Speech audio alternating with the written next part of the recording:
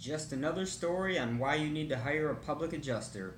Rob Kolb, your Toledo area public adjuster, making claims great again. Here's the story, guys. So I'm out here working in Atlanta, and I go to a lady's house the other day, and the situation was she was doing a cleaning project, and she had a bucket full of chemicals. It was ammonia and some other things, and she spilled the bucket. The bucket went over her beautiful hardwood floors. She immediately grabs a mop and a towel and goes to clean that up.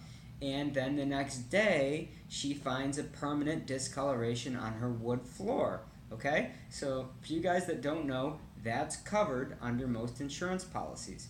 So, she hires us to come in there and to assist her in this situation. And guess what happens, okay? I'll tell you what happens. What happens 9 out of 10 times? The adjuster comes in there, and number one, he says, this damage appears to be wear and tear, and he says, the customer has a $2,500 deductible, so most likely the repair wouldn't exceed that deductible, and it's not going to make sense to file a claim. So number one, his assessment wrong and wrong. Let's get into the reasons why. Number one, the pattern of damage in question was a circle, alright? It was straight.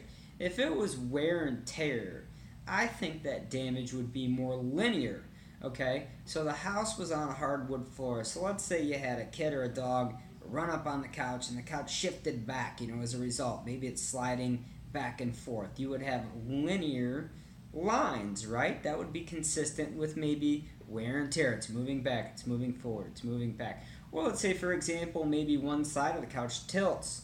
Again, it's going to be a consistent curved line.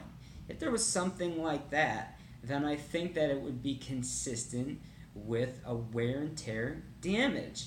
Of course, the reason he said it's wear and tear is because wear and tear isn't covered. The second thing was, he said the customer in question had a $2,500 deductible. So he leaves the house and he goes out to his vehicle to start writing up the estimate. So I wanted to make sure this adjuster was right, and guess what? Two things happened. Number one, they didn't have a $2,500 deductible. Their deductible was $1,000. So the adjuster, didn't even know what the customer's deductible was. He was wrong. I had to correct him on that situation. Second off, it was not a wear and tear issue. It was a spilled item which is covered under the insurance. So, believe me, if I wasn't there, if a public adjuster wouldn't have been there, the adjuster would have went in there, he would have told the customer it was a wear and tear issue, would have told him it was a $2,500 deductible, both which were wrong, and he would have said, you're denied, and he would have went on his way. Well, guess what? Since we were involved, that wasn't the case. We ended up getting the entire wood floor throughout the whole house paid for because we know what we're doing. We were able to prove our case. We got our information right. That's why it's so important, guys. This is what happens in the insurance claims world every day. Don't let it be you. Rob Kolb, your Toledo area public adjuster, making claims great again, keeping insurance companies honest. I love you guys. Please give me the like on this video and subscribe to my page, Making Claims Great Again. I'll see you guys soon.